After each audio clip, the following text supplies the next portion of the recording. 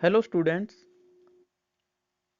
Question answer की इस series को आगे बढ़ाते हुए कुछ और क्वेश्चन को हम यहाँ डिस्कस कर रहे हैं जो हमारे चैप्टर नंबर 1 से रिलेटेड हैं, मैटर इन आवर सराउंडिंग।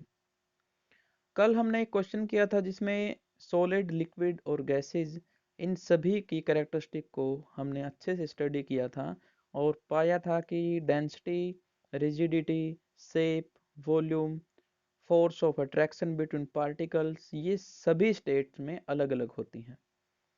उन्हीं से जुड़ा हुआ एक क्वेश्चन यहाँ पर है, question number 4।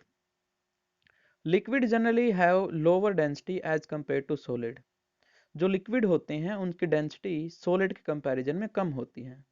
But you must have observe that ice float on water. लेकिन आपने ये जरूर एक्सपीरियंस किया होगा कि जो आइस होती है वो वाटर पर फ्लो करती है। फाइंड आउट वाई, ये हमसे रीजन पूछ रहा है इसका। तो अपनी बेसिक नॉलेज पर हम इसको एक्सप्लेन कर सकते हैं, बहुत इजी आंसर रहेगा इसका। हम अच्छे से जानते हैं कि कोई भी स्टेट ऑफ मैटर डिपेंड करती है force of attraction between its particles. अगर इनके पार्टिकल के बीच में फोर्स ऑफ अट्रैक्शन ज़्यादा है तो ये सॉलिड की तरह बिहेव करेगी, और अगर वो कम है तो वो लिक्विड या गैस की तरह बिहेव करेगी। इसके अलावा एक ट्रैप भी होता है। दो नेबरहुड में कोई भी कितने मॉलिक्यूल हैं, किसी एक मॉलिक्यूल के नेबरहुड में कितने मॉलिक्यूल हैं, इस पर भी डिपेंड करता है। क्योंकि उसके बीच में जो है बाकी चीजें ट्रैप होकर रह सकती हैं। ठीक ऐसे ही यहाँ पर वाटर फॉर्मेशन होती है आइस के लिए। आइस के लिए जो मॉलिक्यूल का स्ट्रक्चर होता है वाटर मॉलिक्यूल का, H2O का, वो केज लाइक स्ट्रक्चर होता है। केज मतलब पिंजरा। पिंजरे की तरह स्ट्रक्चर होने की वजह से उसके कंस्टिट्यूएंट मॉलिक्यूल के अलावा भी बहुत सारा स्पेस जो है बच जाता है, जो खाली होता है। यही वजह है कि वॉल्यूम ज़्यादा होते हुए भी नंबर ऑफ पार्टिकल उसमें कम होते हैं। ये ठीक वैसा ही है कि हम किसी बॉक्स में किन्हीं बैलून्स को अरेंज करते हैं लेकिन उनके बीच में भी स्पेस है बहुत सारा। तो बाहर से देखने पर एक हमें बॉक्स दिखाई देगा लेकिन उसके अंदर जो हमने बैलून रखे हैं वो पूरी तरह से फिट नहीं है।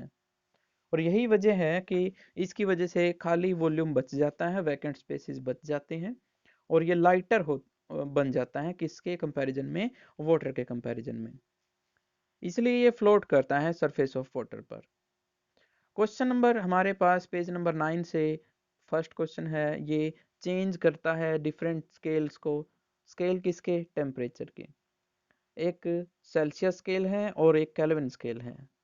अगर आपसे कोई ऐसा यूनिट पूछता है टेम्परेचर की तो हमें आंसर देना है 1 केल्विन।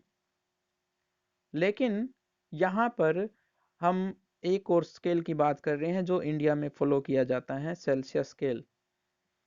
ठीक है, यहाँ पर 300 केल्विन दिया गया है और हमें इसे सेल्सियस में चेंज करना है। तो हमें एक नॉर्मल फॉर्मूला यहाँ पर यूज़ करना है कि टेम्परेचर अगर आपको केल्विन में दिया गया हो तो उसमें 273 माइनस करने हैं आपने, और रिजल्ट में जो आंसर आएगा वो सेंटीग्रेड में होगा। 273 यहाँ पर यही माइनस क्यों किया गया है, ये इसके अलावा कोई और नंबर क्यों नहीं किया गया, तो इसका सीधा सा आंसर ये है कि ये रिप्रेजेंट कर रहा है एब्सोल्यूट वैल्यू को, जो 0 डिग्री सेल्सियस को रिप्रेजेंट कर रही है। यहाँ पर 273 केल्विन होता है जो। अब ये एक कंपैरिजन किया गया है और 300 केल्विन में से अगर मैं 273 माइनस कर देता हूँ तो रिजल्ट में 27 डिग्री सेल्सियस बचता है। यानी केल्विन से हमने चेंज किया 27 डिग्री सेल्सियस। ऐसे ही दूसरा ऑप्शन यहाँ पर है 573 केल्विन। केल्विन को हम वही फॉलो करते हुए फॉर्मूला चेंज करते हैं, 273 माइनस किया, रिजल्ट में 300 केल्विन हमारे पास सेंटीग्रेड हमारे पास बच जाता है। इसी तरह से कुछ और क्वेश्चन है जिसमें ये पूछता है कि हमारे कॉमन सेंस का और नॉलेज का यहाँ पर रिजल्ट देखने को मिलेगा। What is the physical state of water at 250 degree Celsius. 250 degree Celsius पर जो वाटर होता है उसके साथ क्या होगा, हमें अच्छे से पता है कि वो बॉईल होकर के वेपर स्टेट में चला जाएगा। तो यहाँ पर आंसर देंगे हम कि वो वाटर वेपर स्टेट में होगा। और 100 डिग्री सेल्सियस पर उसका जो टेम्परेचर है वो कुछ ऐसा होगा कि बॉईल होना अभी स्टार्ट कर दिया है, यानी लिक्विड से वेपर में चेंज होने की प्रोसेस शुरू हो चुकी है। क्वेश्चन नंबर 3 हमारे पास है, for any substance why does the temperature remain constant during the change of state. ये बहुत ही इंटरेस्टिंग क्वेश्चन है, इसको ध्यान से समझने की जरूरत है। ये कहता है कि मान लीजिए किसी ऑब्जेक्ट की स्टेट सॉलिड है और हम उसको लिक्विड में चेंज कर रहे हैं, या लिक्विड था उसको हम वेपर में चेंज कर रहे हैं। तो इस चेंजिंग के दौरान उसका टेम्परेचर फिक्स रहता है, चेंज नहीं होता है। इसका रीजन हमसे ये पूछता है, तो हम इसका आंसर क्या देंगे, during the change of state of substance the temperature remain constant. अब ये रहता क्यों है, this can be understood with the help of an example when a solid is heated to its melting point. जब भी आप किसी सॉलिड को लिक्विड में चेंज करना चाहते हो तो हमें मेल्टिंग पॉइंट तक पहुंचना पड़ेगा। ये वो टेम्परेचर होता है जहां पर मेल्ट होना एक सॉलिड स्टार्ट कर देगा। अब मेल्टिंग पॉइंट हमें मिल गया। इसके अलावा अगर हम हीट करते हैं तो वो एक्स्ट्रा हीटिंग उन पार्टिकल की फोर्स ऑफ अट्रैक्शन को तोड़ने में, ब्रेक डाउन करने में यूज हो रही है। दैट मीन्स हम जो एक्स्ट्रा टेम्परेचर अप्लाई कर रहे हैं वो एक्स्ट्रा टेम्परेचर यूज हो गया फोर्स ऑफ अट्रैक्शन वीक करने में, और रिजल्ट में हमें कोई टेम्परेचर इंक्रीज नहीं दिखेगा, क्योंकि जो टेम्परेचर ज़्यादा बड़ा था वो तो यूज हो गया है पार्टिकल्स को दूर दूर करने में। और इसी हीट को हम कहते हैं लेटेंट हीट। यही वजह है टेम्परेचर राइज नहीं होता है। Suggest a method to liquefy atmospheric gases.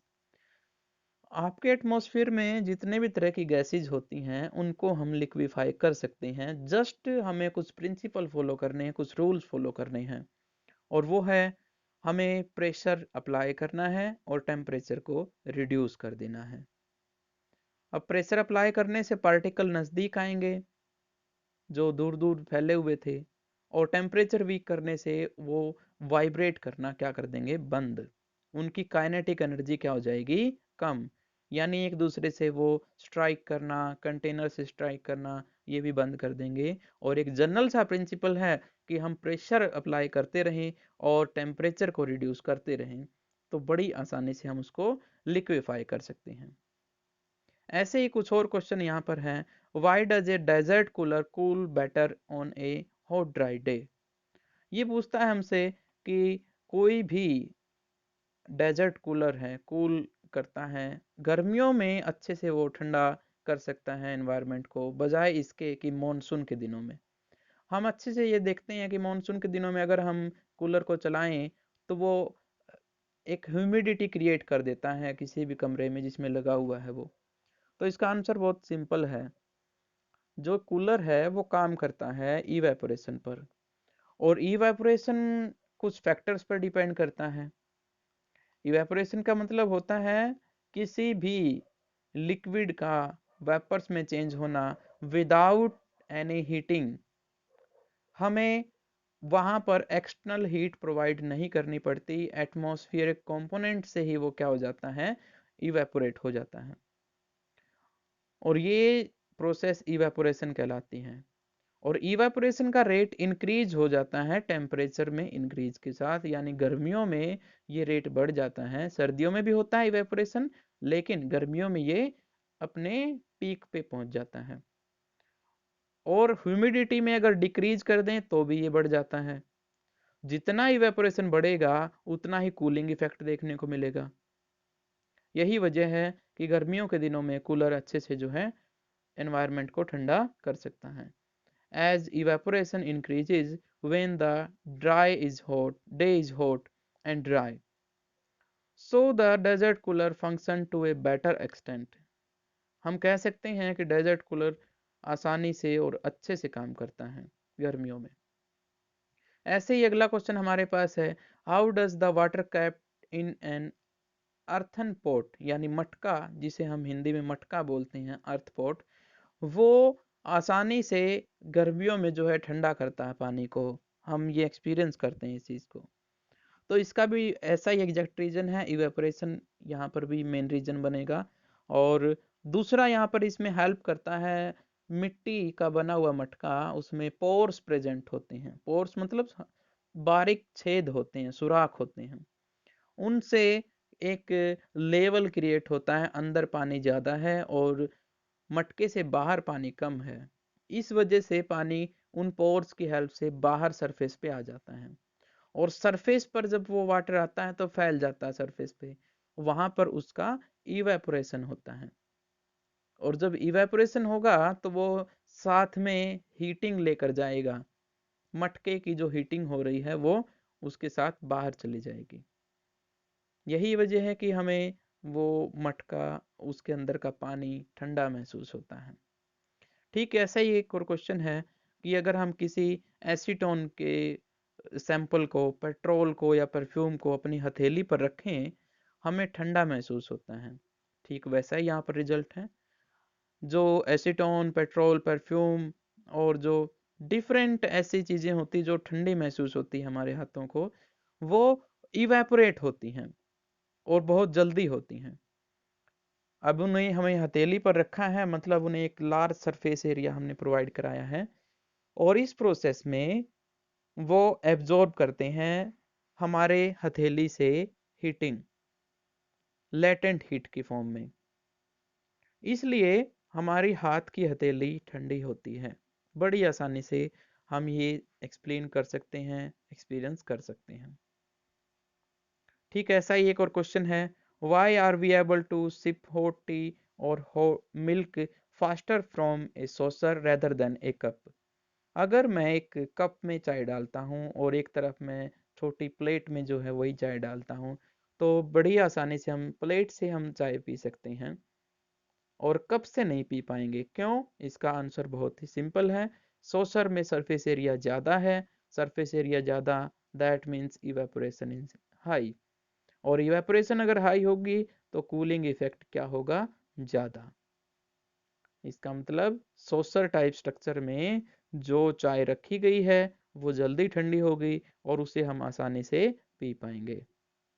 तो यहाँ तक के क्वेश्चन मुझे उम्मीद है आप सभी अटेम्प्ट करेंगे और इनको मेमोराइज करेंगे। एग्ज़ाम टाइम है, मैं आपसे रिक्वेस्ट करूँगा कि आप इनके अलावा भी अलग अलग तरह से क्वेश्चन ट्राई करें। Okay, all the best.